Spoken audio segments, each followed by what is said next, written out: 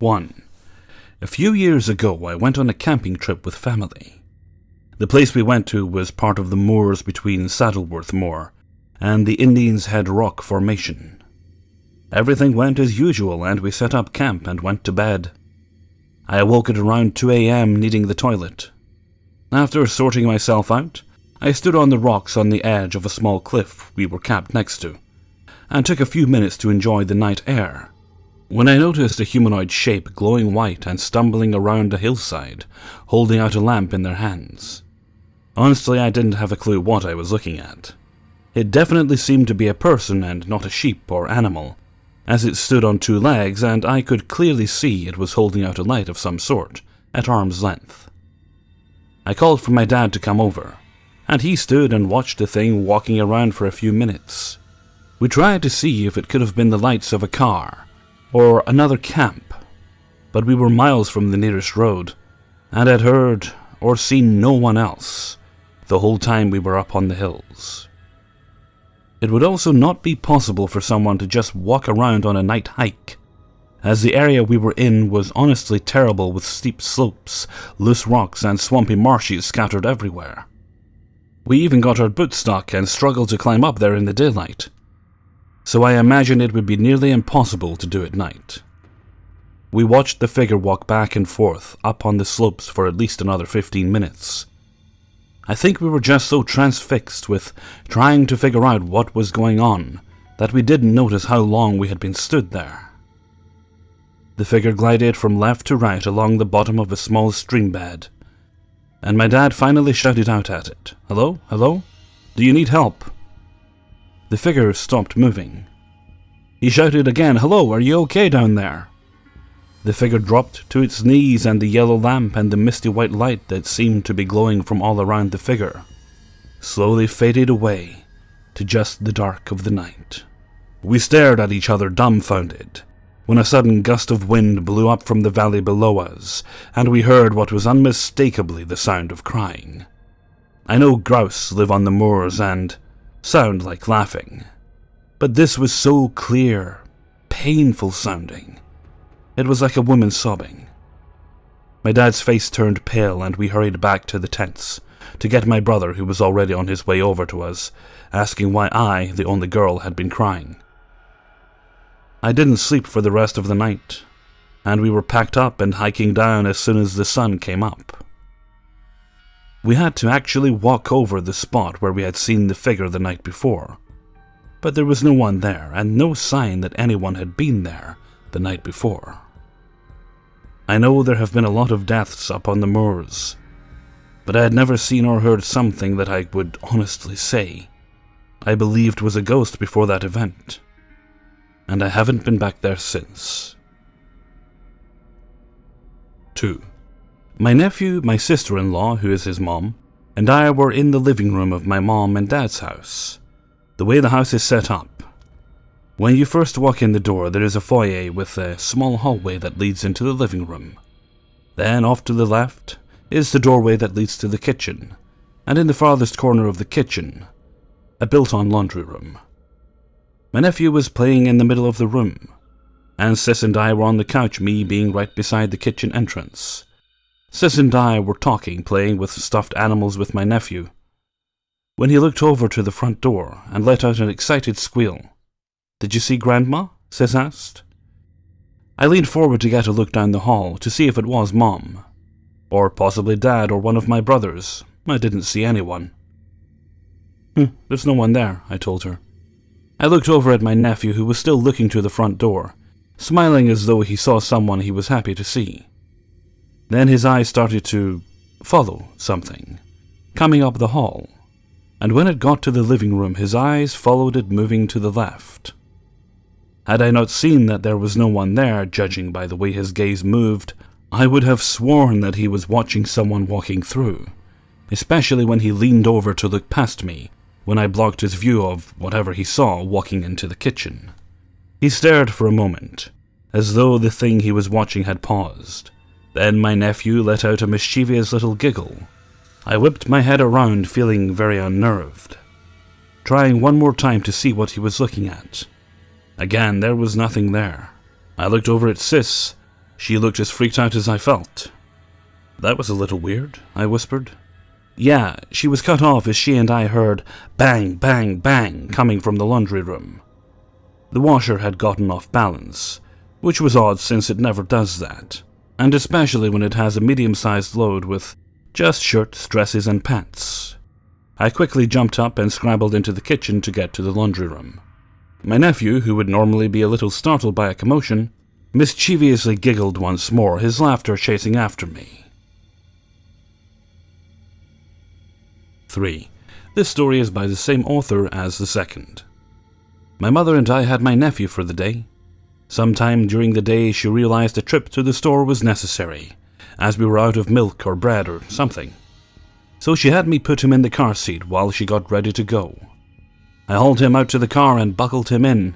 After securing him in his seat, I stayed in the back seat with him so he wouldn't get fussy, while we waited for Mom. He had a rear-facing car seat at the time, so I was facing him as I sat in the seat, and I could see him clearly. I was talking to him in silly voices, tickling his feet, playing patty cake with him, etc.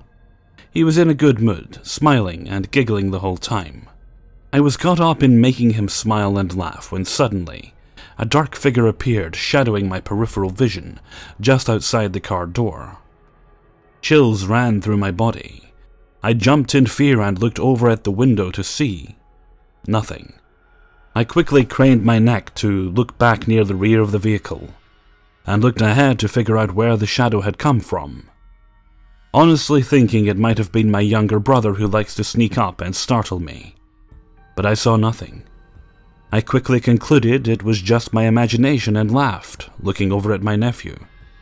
He was looking where the shadow was, just staring blankly, maybe with a bit of confusion. Thinking he was wondering why I had jumped, I said in an over-enthusiastic tone, "Oh, it's okay. Auntie's eyes were just playing tricks on her." Babies normally mirror what emotion you portray. When you act sad, they get sad. When you talk happy and cheerful, they do the same. So it usually worked on him. But he still just stared out the window. In a sing-song voice, I called his name, "Andrew, Andrew." I couldn't get his attention. But then he looked at me. His face went from blank confusion to fear. He started crying, looking at me with terrified eyes. Just thinking of it makes my heart ache.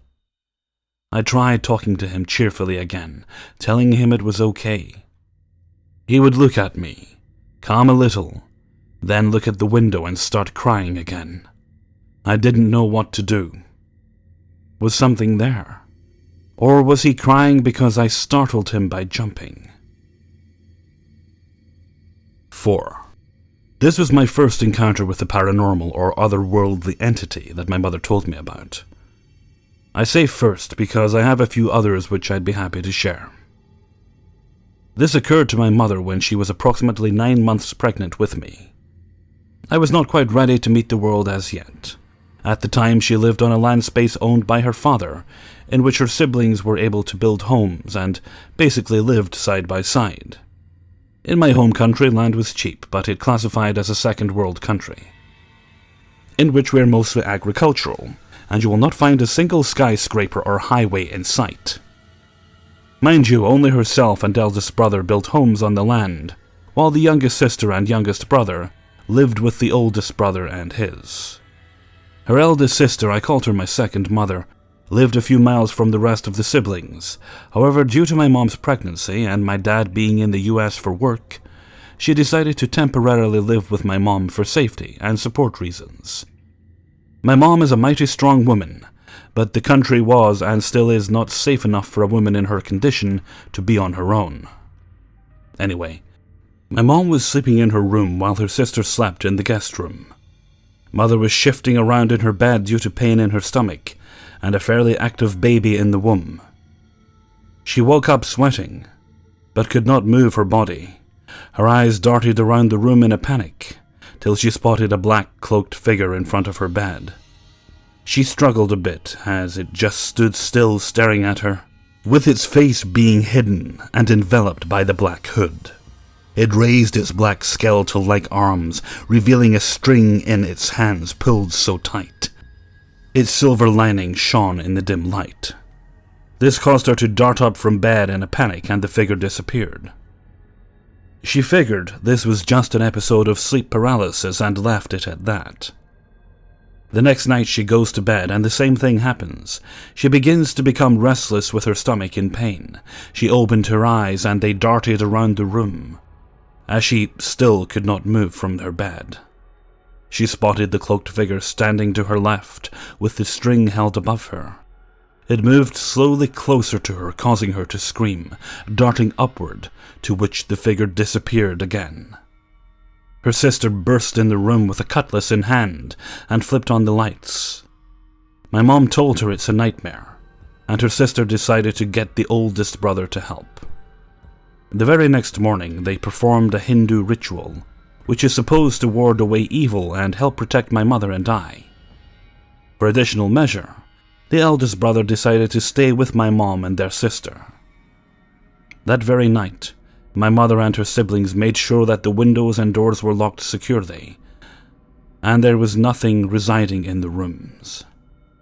My mom went to bed early, but took her time to fall asleep, as she was worried and the pregnancy pain was getting worse.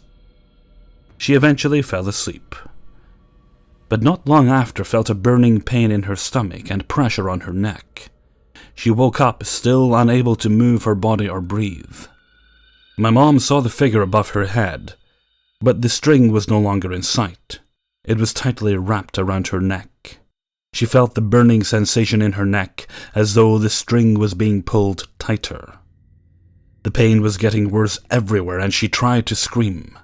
My mom struggled and struggled until, by a stroke of luck, my uncle decided to check on her, and the figure disappeared yet again. The pain and pressure she felt released, and my mom jolted off her bed onto the ground. She was breathing heavily and was drenched in sweat with a fever. Her brother rushed over to her, and she looked up at him, asking him, "Did you see him? Did you see him?" Her brother was confused about what she was talking about, but before he could ask, she screamed again in pain and said that she needed to get to the hospital. Her sister and brother rushed her to the ER, and she gave birth to me. It was later discovered from the nurse and doctor that I was indeed ready to meet the world but 3 days ago. My mother felt this pain, and the first few times she went to the doctor about it, he claimed that it was a contraction and I was not ready to come out. This was her first child after all, so after the first few times, like any woman, she was waiting for the contractions to be shorter, or her water to break. On the morning of the night the incidences began, the pain was worse but bearable. Her threshold for pain was fairly high. However, after the third incident, she could not take it anymore. My aunt asked why this happened, as her water did not break. The doctor notified my aunt and uncle that I began to poop in my mother, and was 3 days overdue, which was no fault of my mother's, but a scary complication in birth. Had they arrived later, she and I would have been dead, and thankfully the doctor performed an emergency C-section to save both of us. She told me this story and it sent chills up my spine. I wondered whether the figure was death giving her chances to save herself and I, or it was pure coincidence. All I know is whatever it was, whether a kind-hearted figure of death, the coincidence of her brother showing up, or her body, and the doctor fighting to save us, I am thankful to be here today to tell you this story. Thanks for listening. 5. It started last summer at my Meemaw's. I was playing with my friend Katie. We would always have fun and swim in our swimming pool. We both enjoyed ourselves and would always treat ourselves like sisters. I noticed a house with some bars on its windows from down the street. I wondered if someone lived there, but then I didn't think anything of it. I thought it was just a regular person like us. One day before I called Katie to come over, I heard my Meemaw talking about some old guy who lives just down the street from us. I asked, "What old man?" My Meemaw looked at me, This is what she told me. There's a man who lives down the street from us. His name is Mr. Kelly. He used to come over and talk to me for a while. I listened and asked, does he still come over? She shook her head. Not anymore. I haven't seen him in a while. I nodded and continued to listen to her. You need to stay away from him, Megan.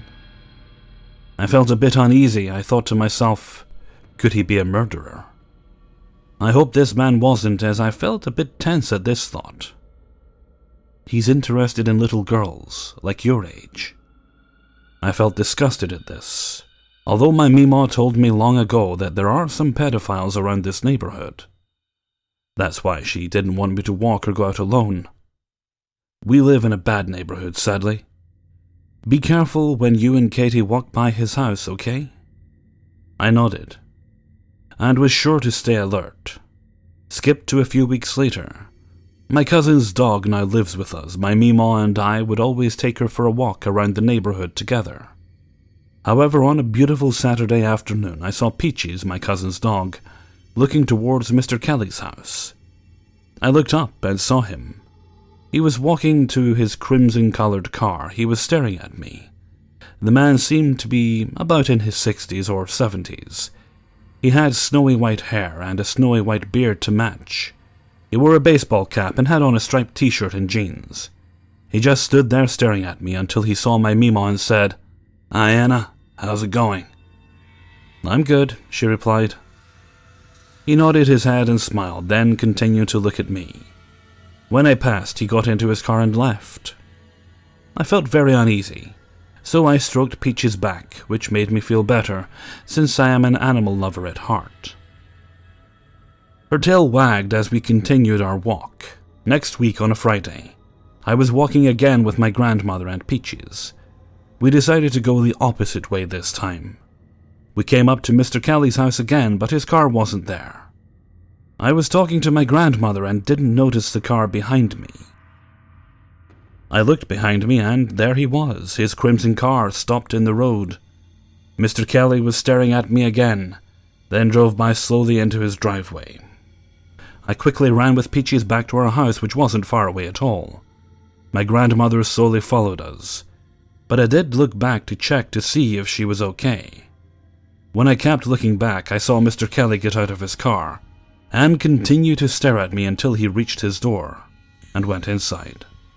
My Meemaw was upset, and I could tell. I asked her, what was he looking at? I wanted to know. She shook her head. He was looking at your bottom when you bent down to get that stick. I felt angry, uneasy, and very unsettled at this. I did bend down and pick up a stick, but I didn't know someone was looking at me in a crude way. I told my friend Katie about this man, and she agrees on keeping alert as well. Now this is when I got freaked out. A few weeks later, on a Saturday, I took Peaches walking again, and of course my grandmother was with me, but a little bit far behind me. I heard a car coming up from behind me. I looked behind, and he was going slow, watching me. The first thought that came to my mind, run. I ran, and he followed me to the end of the street, going faster and faster until he decided to leave by turning on another street. That creep followed me while I was running. Peaches was very happy because she enjoyed running, but I was frozen in place. Peaches tried to drag me across the street, but I was too freaked out to even move. Skip to a year later. I'm a year older, and I haven't seen Mr. Kelly since. To any of you listening to this, don't walk alone in a bad neighborhood, because you may never know who could be watching you. Hey everyone, Hellfreezer here, and thank you very much for listening to 5 True Subscriber Stories, episode 50. Thank you very much to everybody who sent a story in for use in this video. If you yourself have a story you would like to send in, then please send it to kingofthecities@gmail.com. The email's in the description of every video. I'm gonna actually move it up, because I sometimes get messages on Facebook, people asking me, where can I send stories to? And if you just looked a little further down, then you would have seen the email address there. So I'm probably going to swap the Facebook and the emails around, because the email's more useful than the Facebook, I guess. Yeah, okay. I'd just like to say thanks to everybody who's been sharing my videos on Facebook, and those of you who are good enough to retweet them, because that is a massive help. Even if you've only got a few followers each, if one or two of those click on the video, that's massively helpful to me. So thank you very much to everybody who's done that, and to anybody who chooses to do so in the future. Okay, and with that, I'm going to head off for now. So until next time, thank you very much for listening, and take very good care of yourselves.